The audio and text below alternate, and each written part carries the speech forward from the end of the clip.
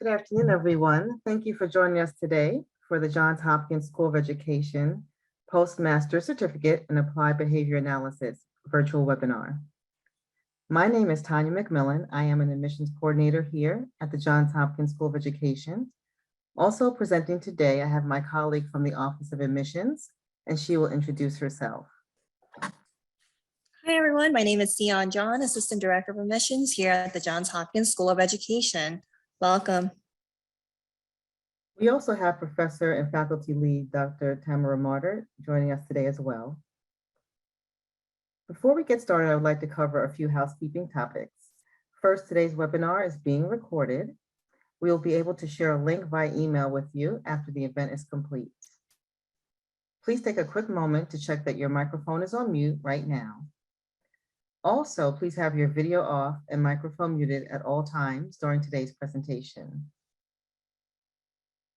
There will be a question and answer session at the end of the presentation. Please type your questions in the chat box and we will read and answer your questions. Next, I'd like to share the agenda for today's virtual webinar. We will begin the presentation sharing an overview of the Johns Hopkins School of Education. Then Dr. Martyr will review the details of the ABA program. We also have Alicia Wolf, an alum of the program, and she will share her experience at SOE. Lastly, Sia will wrap it up with admissions requirements, and we will leave the floor open for questions at the end. So I'll begin with some quick facts about the Johns Hopkins School of Education. We are one of 9 schools at Johns Hopkins University. We began offering college courses for teachers in 1909 and then became our own school in 2007. We are proud to share that the Johns Hopkins School of Education is consistently ranked one of the top schools in education by the U.S. News and World Report.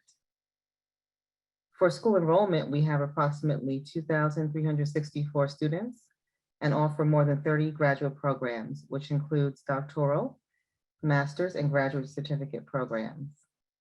We also have a strong network of over 23,000 SOE alums.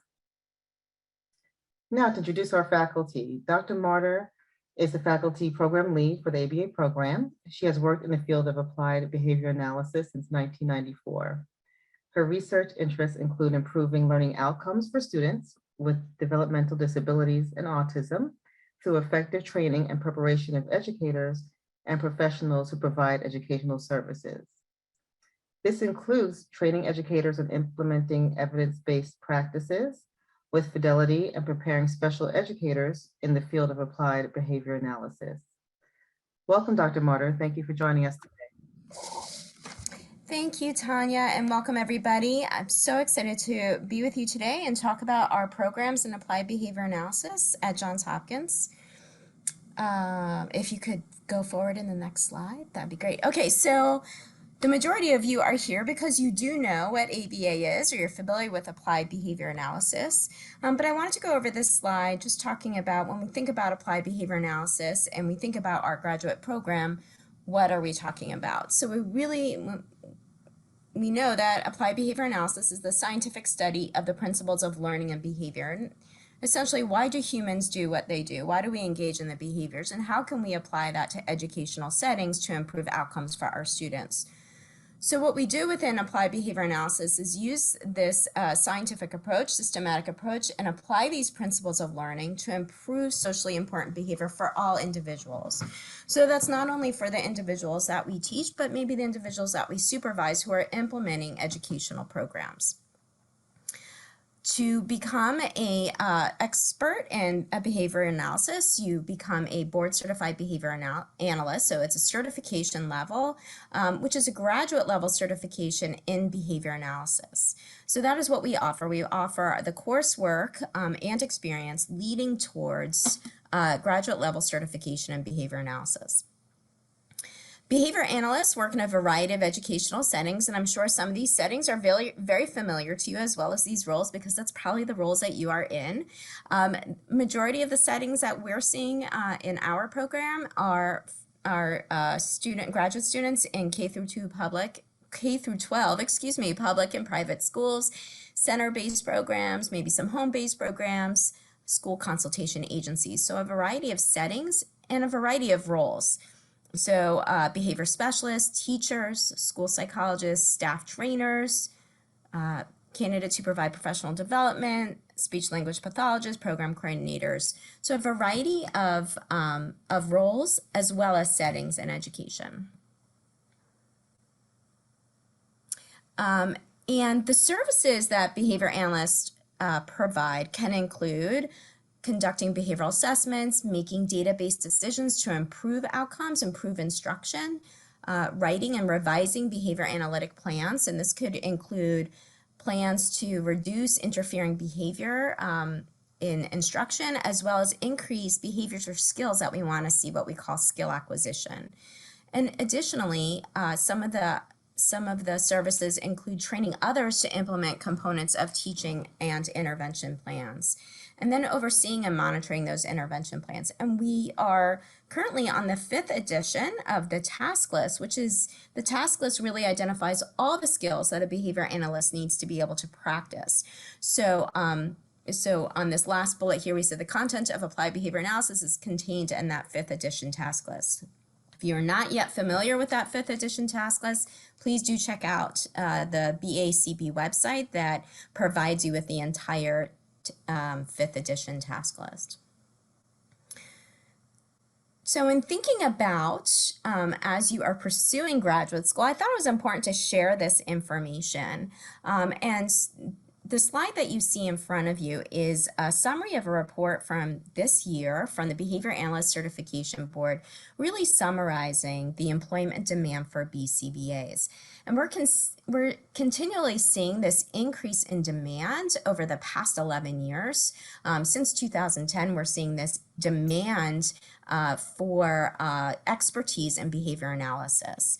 So the 2022 report from the BACB really looked at the number of job postings for BCBAs.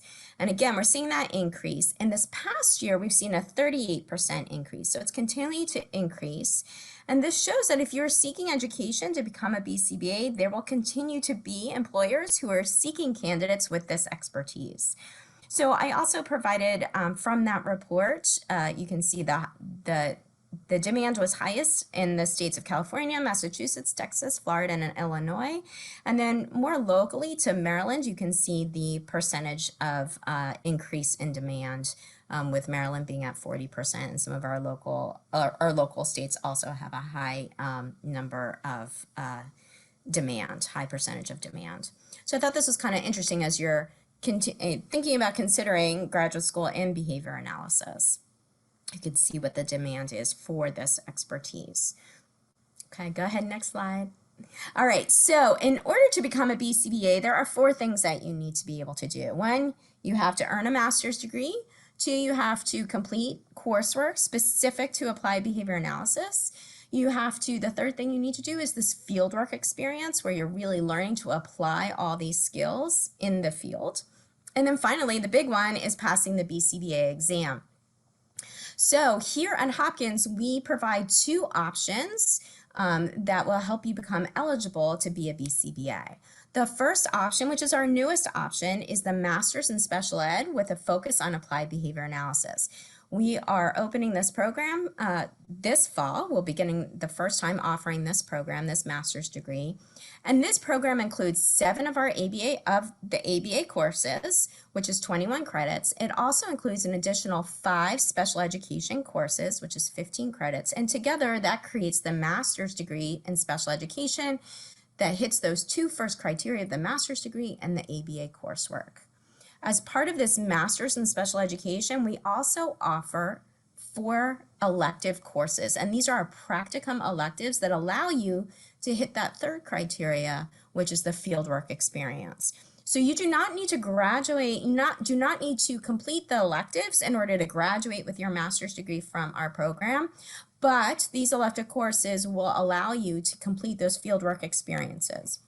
You can do that on your own, or you can do that through Hopkins. But in order to be eligible to sit for the exam, those fieldwork experiences that fieldwork experience must be completed in order to be eligible to sit and pass the exam.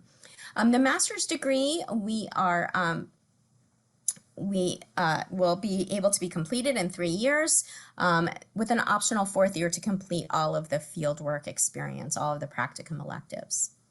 The other option for studying applied behavior analysis at Hopkins is the postmaster's certificate in ABA. And just like it sounds, you come in with your master's degree already. So the only requirement here, we've already achieved the first criteria there of the master's degree. And then within the postmaster's certificate, we offer the 7 ABA courses. Again, with the 4 practicum electives, you do not have to complete the practicum electives to graduate with a postmaster's certificate, but they are there and available to you if you're interested in doing your fieldwork experience through Hopkins. And this program can be completed in 2 years with that optional 3rd year for the practicum. I'm going to talk about the fieldwork experience, our practicum electives, in a few more slides, but this is an overview of the 2 programs that we offer here at Hopkins. So the one thing that's really important to know is that our 7 courses in applied behavior analysis are verified through the Association for Behavior Analysis and International. And so what that means is that we submit all of our syllabi annually and all of our course requirements and information to ABAI, and they verify our courses, saying that we are meeting the most recent requirements of the 5th edition coursework requirements, which is a total of 315 hours of coursework, but they go through each of our syllabi to confirm that we are meeting all of the coursework requirements as outlined by the 5th edition task list.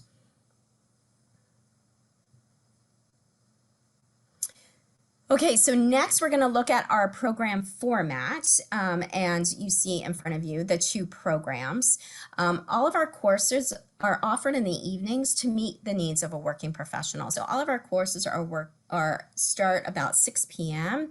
And they go till about 9 p.m. And candidates can complete the program by taking 2 courses each semester. So where I showed you how long it takes for each program, that's showing 2 courses a semester, with the master's being 3 years and the postmaster's certificate being 2 years. For the master's degree, again, those 7 ABA courses, this is also new for our program. We're going to be offering this program as a hybrid model. So what that means is for our ABA courses, enrolled students have the option to attend the ABA classes either in person at our campus, our Applied Physics Lab campus in Laurel, Maryland, or they can attend through a live stream, synchronously benefiting of being in the JHU classroom, but virtually. So those are the 2 options for taking our coursework in ABA. Additionally, the 5 special education courses, candidates can complete those either online, our online special ed courses, or in-person courses. And then our courses for the master's are offered during the fall, spring, and summer semesters. We follow a course sequence for all of our, both our master's degree and our postmaster's certificate. And we call this a cohort model, which means that you go through the entire program with the same cohort of people. This is a benefit of our program. Typically, what we see with our cohorts is that there are these natural study groups that are created as folks go through all the program together and the different courses together, which becomes a great networking opportunity within our field. And then also, once everybody is completed with all the courses, those natural study groups continue, and that continues into preparing for the exam. So it's a really nice piece of the program that everybody goes through the program as a cohort. The postmaster's certificate, those individuals will be taking those same 7 ABA courses along with the master's students, again, also offered in that hybrid model, either in person or online synchronously into a Hopkins classroom. And those courses are only offered during the fall and spring semester.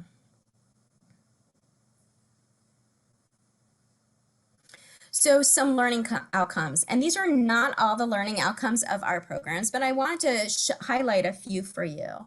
Our ABA programs prepare educators to become effective teachers and leaders in both applied behavior analysis and special education. So some examples of our learning outcomes are to define, demonstrate, apply those principles of behavior.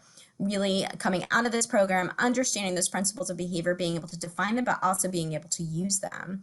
And then using research methods to really evaluate all of these programs that we're developing. So it's great to evaluate effective programs, but we also want to make sure that we can measure the outcomes of those programs and make sure that they are successful for our students. And then being able to design, monitor, implement, evaluate instructional programs. And all of those, of course, are based on assessment results. Another learning outcome is being able to practice behavior analysis following our ethics code. So our goal is to have high integrity and highly ethical candidates who graduate from our program. And then finally, we really are, a big outcome of our program is the focus on education, being able to practice behavior analysis in any educational setting, and then ultimately to pass that BCBA exam. Okay, our next slide is, let's talk about Practicum. So we offer 4 Practicum electives. Students who complete all 4 Practicum electives with us will be able to gain the 1,500 hours that are required as part of the concentrated experience fieldwork. So if you're not yet familiar with the BACB requirements for fieldwork experience, I highly recommend that you check that out on the BACB website. Our program provides our students with the experience to complete the supervised experience of behavior analytics services in these variety of educational settings. We are very lucky that we have a practicum coordinator who coordinates practicum is a liaison between the students and their placement sites, as well as the faculty who teach within our program, and the supervisors that we employ, our BCBA supervisors. As you are aware, if you're aware of all the different requirements for fieldwork experience, you have to have a certain amount of supervision, you have to have a certain amount of hours that are restricted hours versus unrestricted hours. And so the practicum coordinator and your instructor for practicum helps walk you through all of those requirements and all of the monitoring of the hours. So we have a face-to-face seminar, which we call group supervision. So you're able to get at least 1 hour of group supervision each week. If you see on the second column here, each 15-week semester, you can accrue 25 hours per week of supervised experience, which includes 1.5 hours with an individual supervisor and 1 hour per week with group supervision. The biggest question I get about practicum is placement. How do we do that? So technically, what we'd like to do is be able to have all of our candidates who want to do practicum electives with us be able to complete their experience within their place of employment. So we don't want everybody to have to leave their job in order to do the practicum experience, but we also have to ensure that all of our students who are doing practicum with us are able to practice behavior analysis within their setting. So that is where our practicum coordinator comes into play and really helps evaluate each practicum placement site. If you do not have a placement where you're practicing behavior analysis, then you would work with the practicum coordinator to determine a potential placement site for you.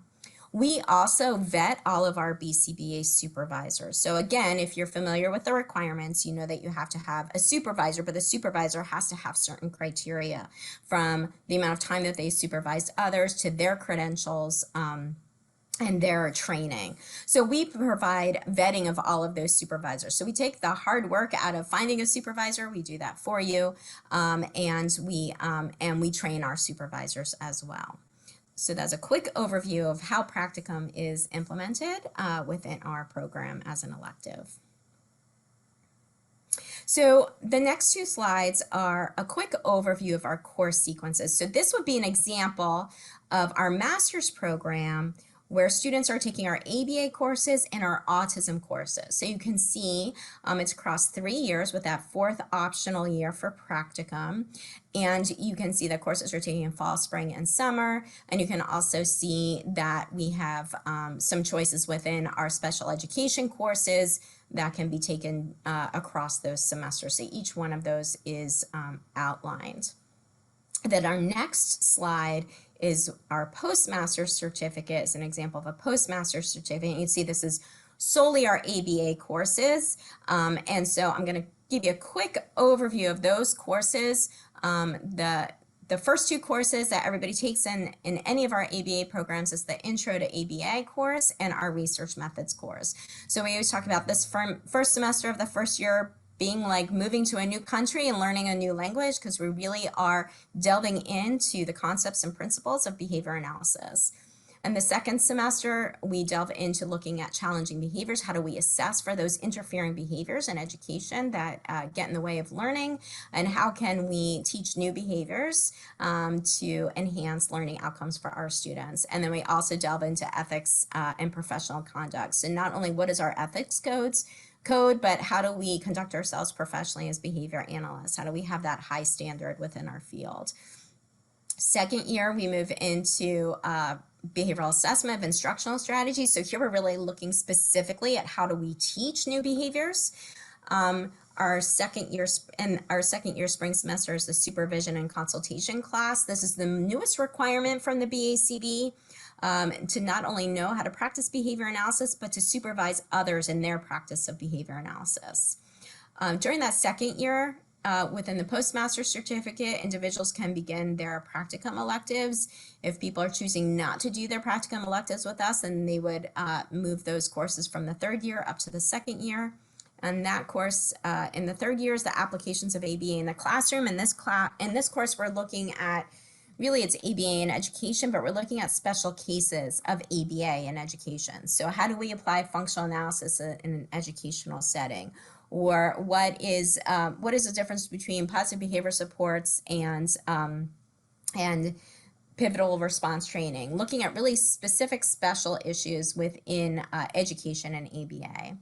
And then the other second half of that class, which is the last full course outside of practicum, is how do we prepare for the BCBA exam? So we spend half the semester really looking at preparation for the exam, study skills for the exam, so that when folks graduate, they are ready to move on and take this exam.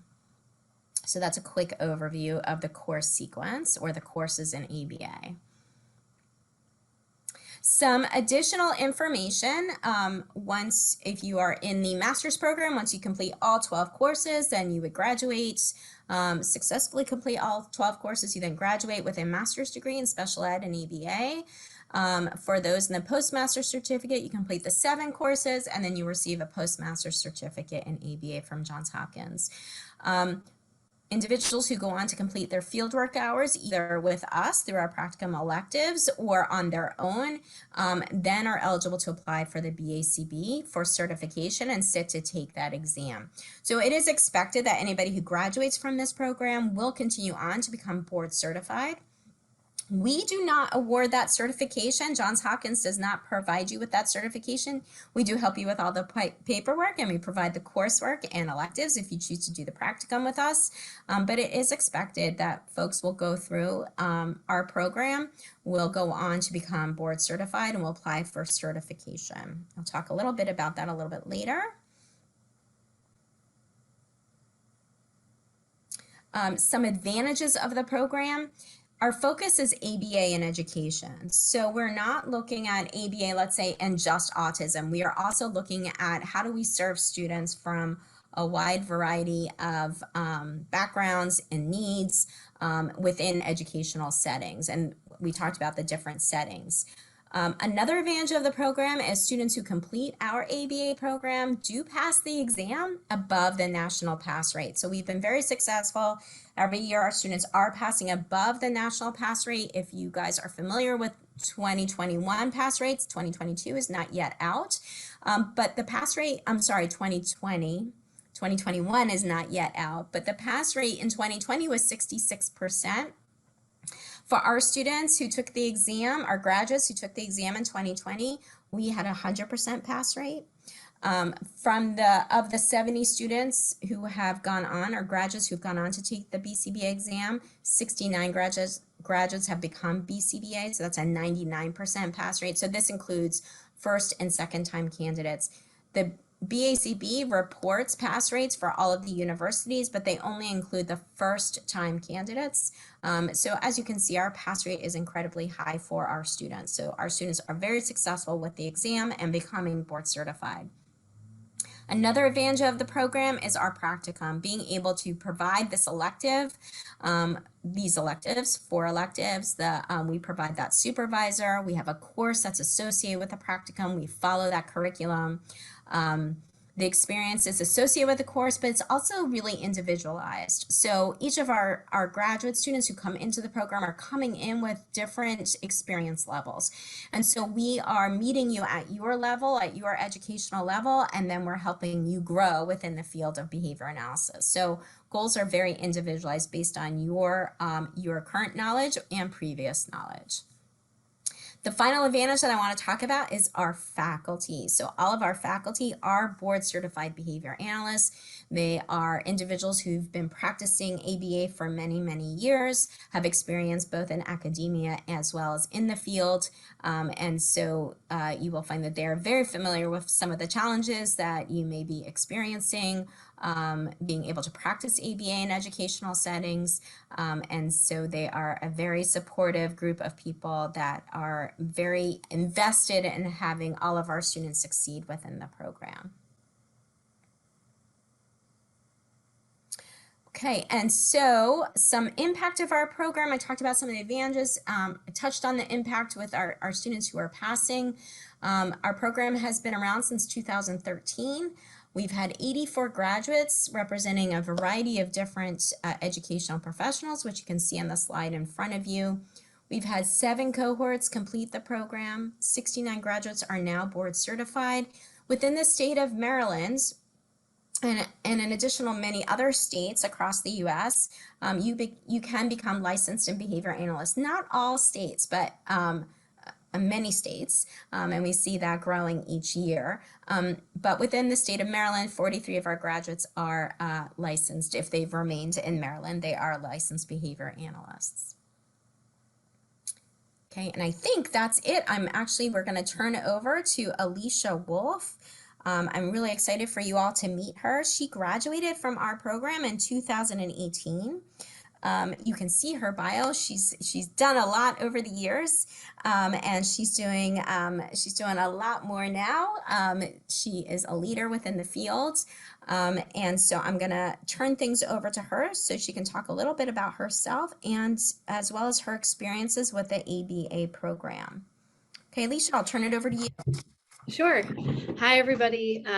I'm really glad to be here, and I love coming back to talk to people who are thinking about joining the program because it was really a great experience for me.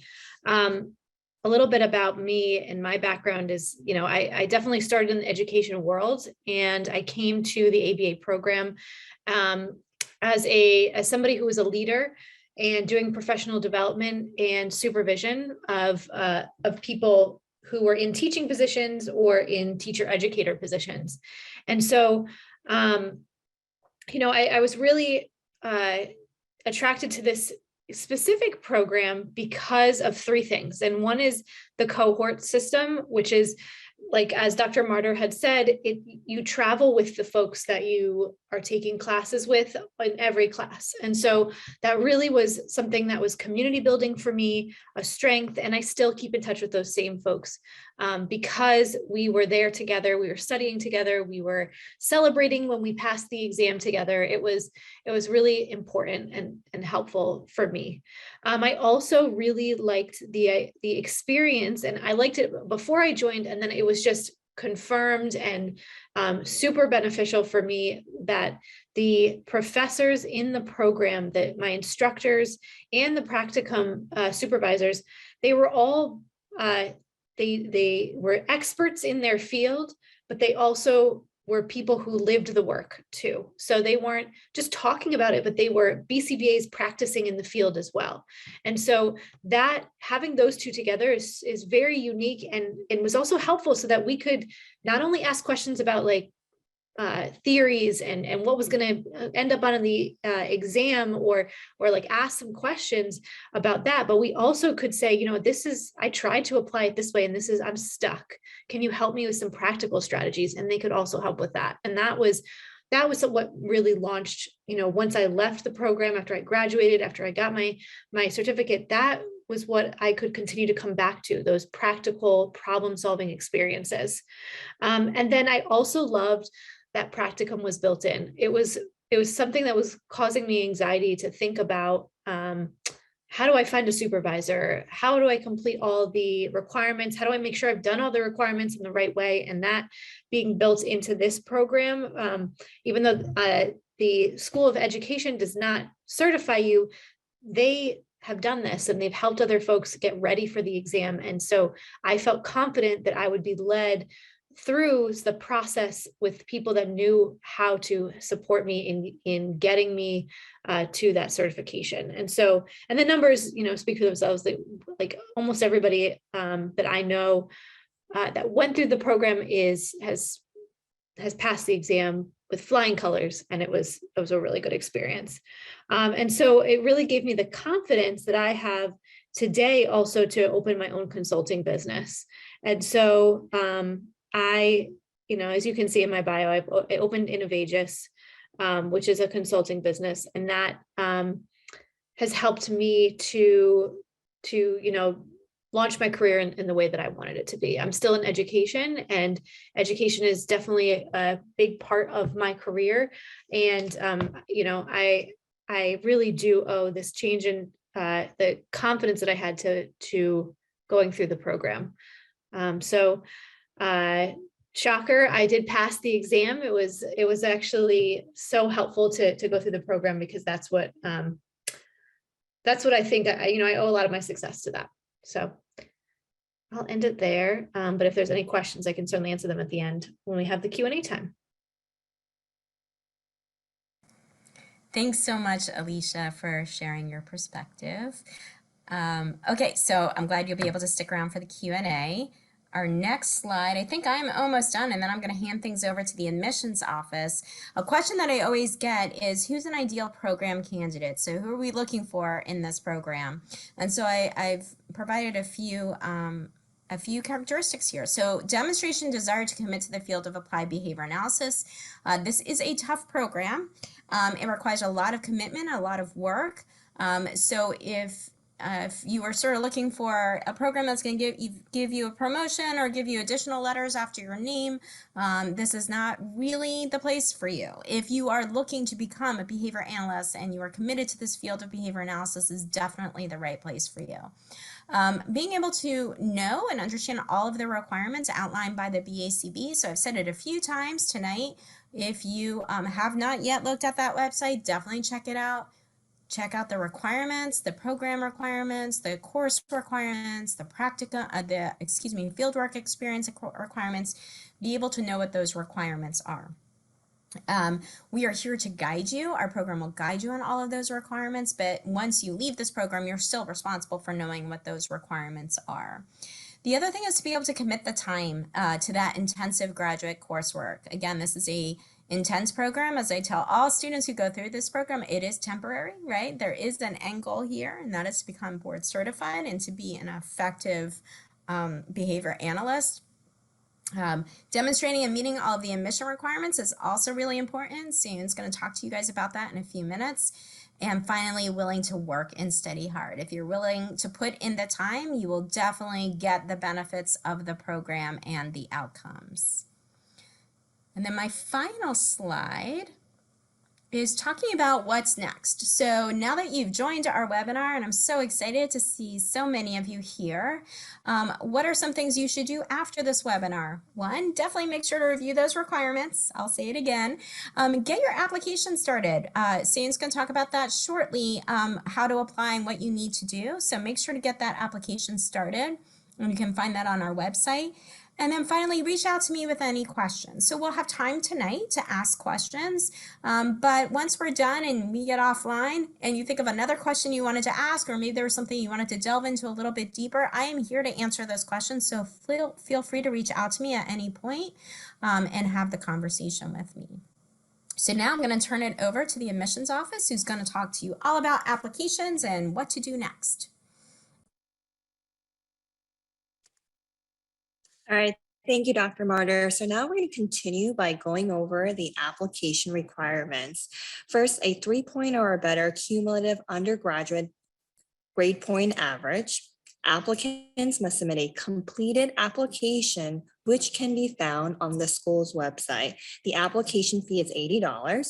Official transcripts from all post-secondary institutions attended. Again, this is from all official transcripts, including institutions you may have taken courses but did not receive a degree. An essay and a current resume, 2 letters of recommendation, and finally, the GRE is not required for this program.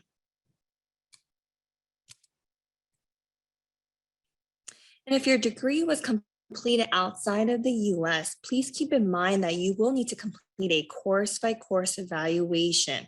And additional information can be found on the school's website. And please note that international applicants who are seeking F1 study visas are not eligible to apply for the ABA programs.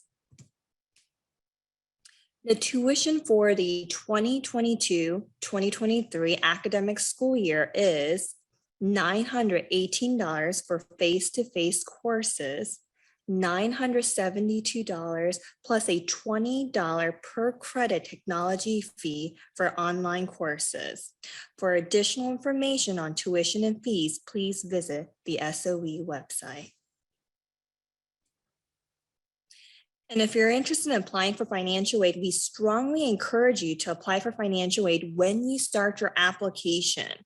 The School of Education, we offer a limited number of partial need-based institutional scholarships each year. The awards range on average from $500 to $1,500 per semester and are applied to tuition expenses beginning in the fall semester.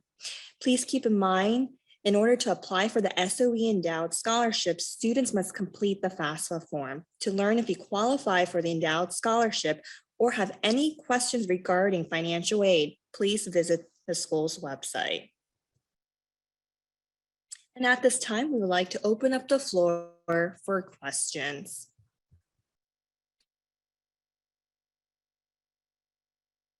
All right, Dr. Martyr, it looks like we did get a question via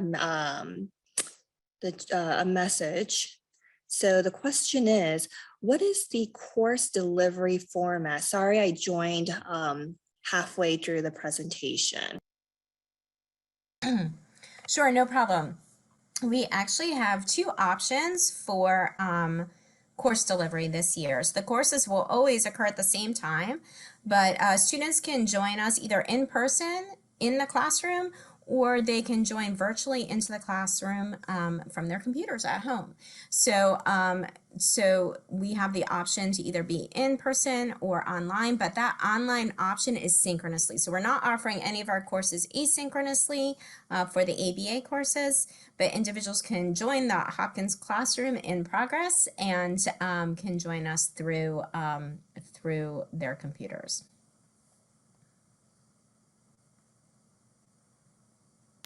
The next question we have is, will we get a copy of this recording or the slides emailed to us? So the event today is being recorded and we will send the recorded video within 1 week after the event is completed today.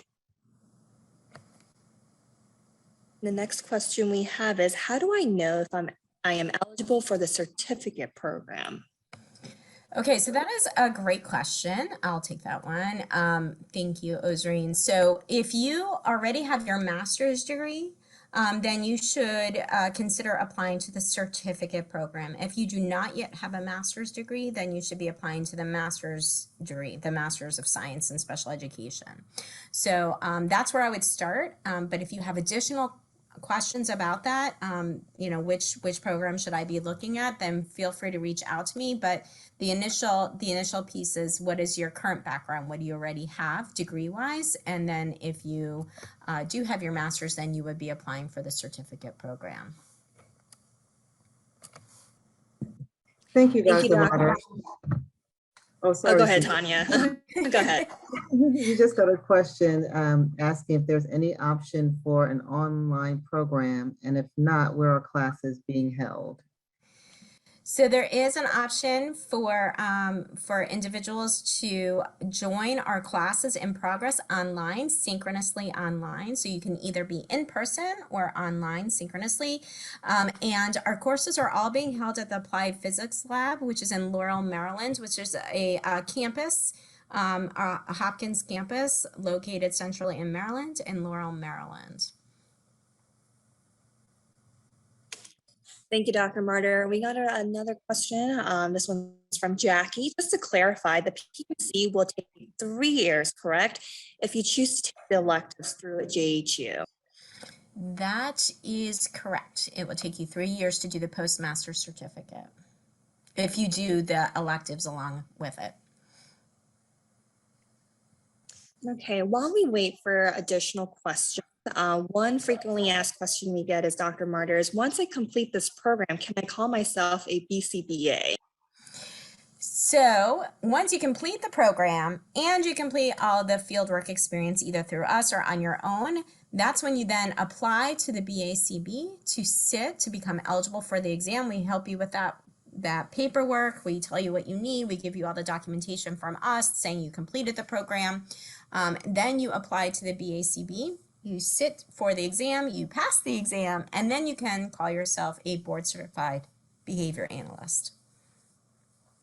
I also just want to remind everybody, the attendees on this Zoom, if you have questions about the student experience, Alicia is still here and she can answer any of those questions for you as well. Actually, we just received a message regarding course hours. The question is, how many hours should I expect to allocate per week on coursework? I plan on working full-time while going to school part-time. Alicia, do you want to take that, sort of talk about how you sort of balance the work hours and then the graduate study hours and then coursework? Sure. I also worked full-time during the program, and many of the people in the cohort with me, I'd say the majority of them also worked full-time. And so we would do the coursework after hours, like actual sitting for the coursework in class. But I mean, I allocated, if I had 2 3-hour classes a week or something like that, I'd probably have that same amount of time outside of the class. So probably a couple nights a week, or if you're someone who likes to do it all in one sitting, at least, one day on the weekend. So, and that was for me, but I'm sure that, other people have other experiences, but I would say probably like a couple nights a week, if not like one full day of the weekend. Thanks, Alicia. Sure.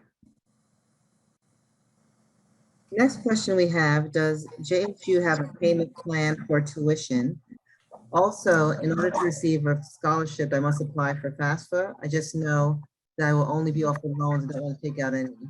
You can check our page, our education.jhu.edu page, and go under student accounts. You can see the payment plan options there. And you do have to have a FAFSA on file in order to be eligible to apply for the scholarships on the grant and scholarships page as well. So I just want to make sure, Jackie, you heard that because you were a little muffled there, Tanya. So you were saying that, let's see, hold on. You were saying that, she could hear. She could not hear you. She could not hear you. Oh. Yes. Yeah, it just sounded a little muffled. I don't know if it was the microphone, but I think I'll try and repeat it. Tell me if I'm wrong, but you should definitely check out the website. I think there is a payment plan from what I'm familiar with. It's not that you have to pay all of your tuition all at once, but definitely double check the student accounts page, the financial aid office. But I'm pretty sure I know students in the past have been able to sign up for a payment plan. But if you are interested in scholarships, then you would have to complete the FAFSA. Again, it's we have a limited number of scholarships, but that is one of the requirements for that. Is that correct, Tanya? Did I get that correct? Yes, that's correct, Dr. Martyr. Thank you. All right, so Dr. Martyr, we received another message. Does the program offer opportunities to complete the required BCBA fieldwork requirements? Yeah, so through our electives, students can meet the field experience requirements. So we offer those 4 electives. Students can enroll in all 4 electives. They can do 1 or 2 electives. They could do 1 elective. It really just depends. So some students, may be changing their positions throughout the program. Students may want to, they have supervision in their place of employment already. They have a BCBA on site who's providing them supervision, but then they want to complete one of the electives. So the doors are really wide open for that. But yes, we do provide the fieldwork experience through our practicum electives, and folks can get the full hours by doing the electives with us. All right, so it looks like there are no more questions. Here on this slide, I want to share some important contact information. Any admissions related questions, please reach out to Tanya McMillan. Here is her email address and the phone number. Any program related questions, we have Camila Sims, program coordinator, and here is her email address. Thank you again for your interest in the Johns Hopkins School of Education. Hope to hear from you soon. Have a wonderful evening, everyone.